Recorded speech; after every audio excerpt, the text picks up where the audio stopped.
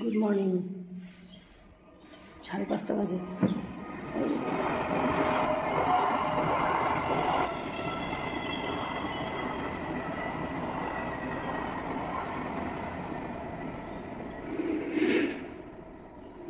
এই দেখো আমার ভাগ্নের নতুন ঘর।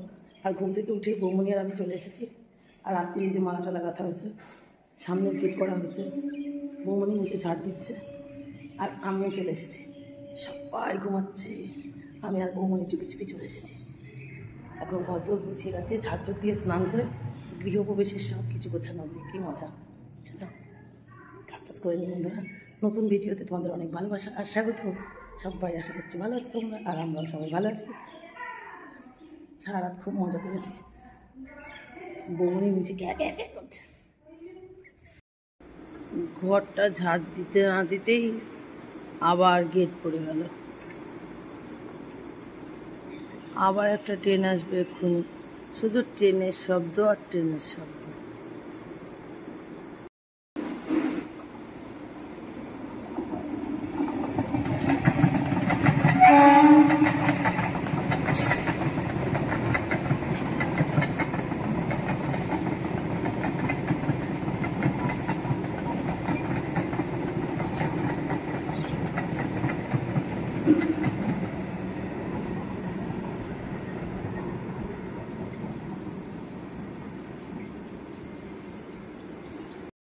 ওপাশে ট্রেনের ভিডিও করতে করতে আমার বৌমার এপাশে ঘর ঝাড় দেওয়া হয়ে গেছে অর্ধেক। এবার ঘর মোছা শুরু করে দিয়েছে। এবার আমি বৌমাকে পাঠিয়ে দিলাম স্নান করতে আর শুরু করে দিলাম আমার কাজ। কারণ ট্রেন দেখতে দেখতে অনেক সময় নষ্ট করেছি, এবার রোবট হয়ে গেলাম। ভাগ্নে কালকে রাত্রিবেলায় বৌমনিকে বলেই ছিল সারা ঘর মুছতে, আর এত বড় বাড়ি মোছা বিরাট কঠিন। বৌমনিকে যদি একবারে দিই ওরও কষ্ট হয়ে যাবে, তাই দুজন ভাগে যোগে কাজটা কমপ্লিট করে নিলাম। এবার সিঁড়িটা মুছলেই কাজ কমপ্লিট। এবার পুরনো বাড়িতে চলে যাব স্নান করতে, আর বৌমনি অলরেডি স্নান করতে চলেও গেছে। ঘর ঝাড় দেওয়া আর মোছা কমপ্লিট। বৌমনি স্নান করতে গেল, এবার আমি যাচ্ছি স্নান করতে। আর শুরু তো ঘুম। এই বাড়িতে এসে দেখি বৌমনি স্নান করে পুজো দেওয়া হয়ে যাচ্ছে, আর ওদিকে রান্না করতে দুজন দিদিভাই চলে এসেছে। বৌমনি রান্নার উনানে মা বৌমাকে পুজো দিয়ে মোমবাতি ধূপকাঠি জ্বালিয়ে দিয়েছে, তারপরে পুজো কমপ্লিট করছে। আর এইগুলো সব রাত্রিরে ভিজিয়ে রেখেছে। আমার ননদ একে একে সব গুছিয়ে দিচ্ছে ওই দিদিদের। রান্না সকালের টিফিন সব কিছু করতে হবে, সেই কারণে একটা দিদি আলু কাটছে। আলু সেদ্ধ, ডাল আর ভাত হবে সকালের খাবার। আর যেগুলো ভেজানো আছে দেখতেই পাচ্ছ, সেগুলো হবে দুপুরে। আমার ননদও শুধু এ বাড়ি ও বাড়ি করতে সময় চলে যাচ্ছে, কষ্ট হয়ে যাচ্ছে। আর দিদির হাতেই তো সব, দিদি সব গুছিয়ে না দিলে হয় না। সেজন্য এই যে দুটো রাঁধুনি দিদি এসেছে, ননদ সব গুছিয়ে দিচ্ছে। আর এপাশে এমন দিনেই গৃহপ্রবেশ করেছে, তারপরে দেখো বৃষ্টি শুরু হয়ে গেল। আমার যমজ নাতিপুতি দুজনে চললো স্কুলে পরীক্ষা দিতে, আর এমনই সময় পরীক্ষাও পড়েছে।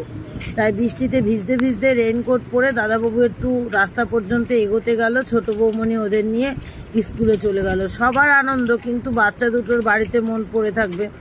এরপরে বড় ভাগ্নে বৃষ্টি দেখে একটু কষ্ট পেয়ে গেছে।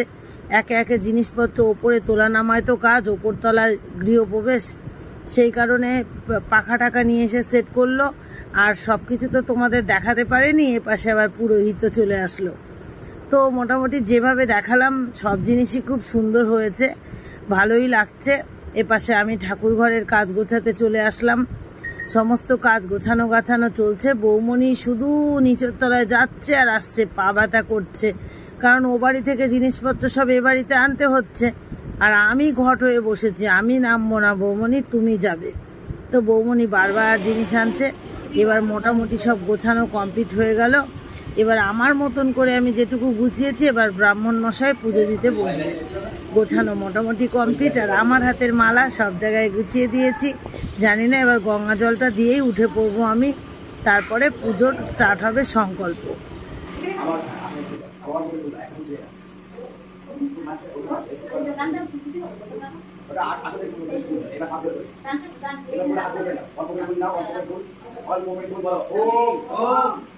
अपवित्र पवित्रो वा सर्ववत्ता ततो हि वा दस्वरे सुन्दरिकाभा प्रभवज्व अभ्यन्तरा रुचि नामा माधव माधवो भासि माधव रीति सर्वन्ते सर्वकार्येषु सुमाधव सुमाधव संशोधनाय पवित्र उच्चासना वस्तु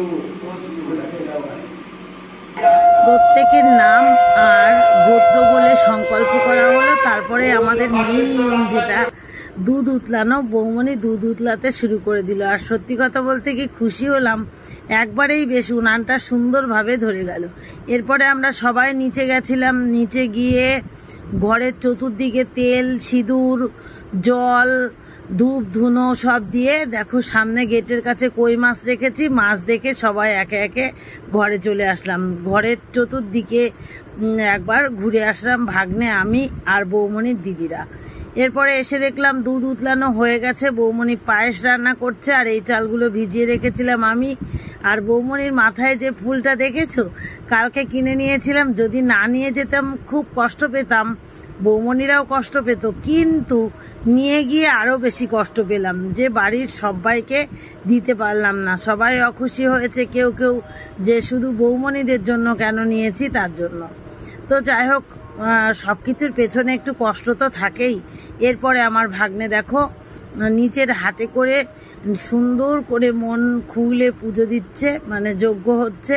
আর বন্ধুরা, এই যজ্ঞ পুজো বাড়ি কেমন হলো তোমরা অবশ্যই কমেন্ট করে বলো।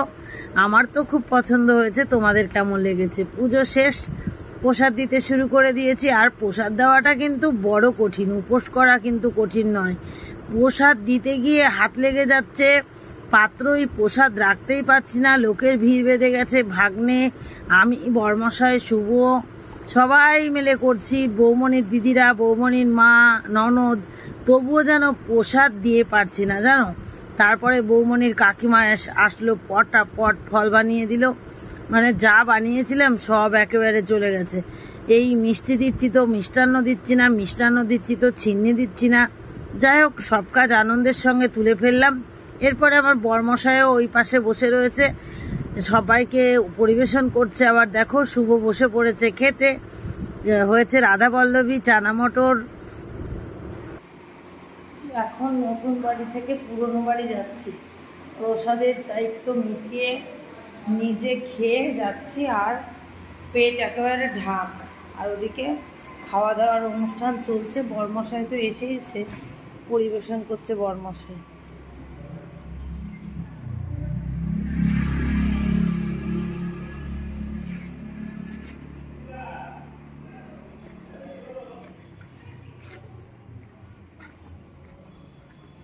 ভগবানের কাজ ভগবানই করে। দেখো বন্ধুরা, যেই পুরনো বাড়ি এসেছি দেখছি আমার গুরুদেব আর গুরুমা দুজনে রয়েছে। আমি একটু নতুন গামছা হাতে নিয়ে দাঁড়িয়ে পড়লাম বাবা মাকে প্রণাম করব বলে।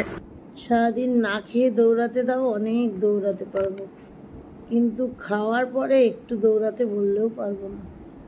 আমি এসে একদম সবাইকে খবর দিতে আসলাম পুরনো বাড়িতে যে খেতে যাও সবাই। এসি চালিয়ে দিয়েছে দেখো, আর আমি শুয়ে পড়লাম। বরমশাই খেতে দিচ্ছে, শুভ খাচ্ছে, আর আমি এসে একটু শুয়ে পড়লাম। ঘুমিয়ে নিয়ে একবারে বিকেলে খাবো। এখন বাজে 2:30। ছিন্নি প্রসাদ খেয়েছি একটু, সারাদিন না খেয়ে থেকে তো আর পারা যাচ্ছে না। আর তারপরে ছোট ছেলেটা আসেনি, মন খারাপ করে না, তাই। শুভ সন্ধ্যা বন্ধুরা। ঘুম ভেঙে উঠে দেখি অন্ধকার হয়ে গেছে। আর দেখো ওই যে শুভ, এই যে আমার এখন ঘুম ভাঙলো, আর ঘুম থেকে উঠে দেখি দেখো শুভ ঘর ঝাড় দিচ্ছে। আর জিৎ ফোন করে বলছে আমি প্ল্যাটফর্মে রয়েছি, আসছি, মানে ও বনগাঁতে আসছে। এ বাবাই, পুরো ওপর থেকে নিচে নামে ঝাড় দিয়ে নিয়েছিস? আচ্ছা, ঝাড় দেওয়া হলে এপাশে আসিস, ভাই ফোন করেছিল, একটা কথা বলবো।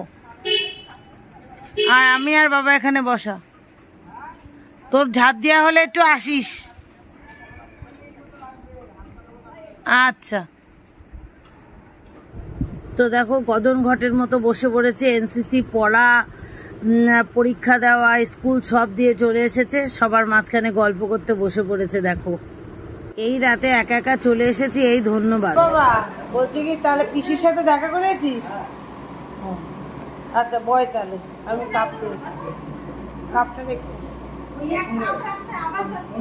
কি করবি? হ্যাঁ না, সবার লাস্টে এসে ফার্স্টে খাচ্ছে, তার মানে বুঝেছো রাতের খাবারটা ও একা একা আগে আগে খেয়ে নিচ্ছে। এখন বাজে 8টা, তো লাস্টে আসলো আর রাতের খাওয়াটা ও ফার্স্টেই খেলো। শুভজিৎকে রেখে চলে যাচ্ছে আমি আর বরমশাই, ওরা পিসি বাড়ি থাকবে বলছে। আমরা খাওয়া দাওয়া করে বেরিয়ে পড়লাম, স্টেশনের দিকে যাচ্ছি।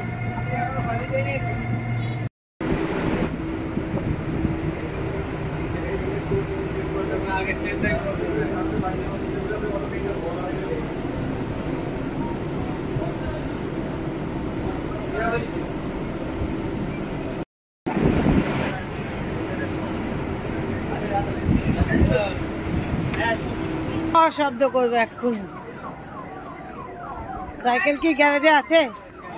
সাইকেল কি গ্যারেজে আছে? শব্দ এবার হবে।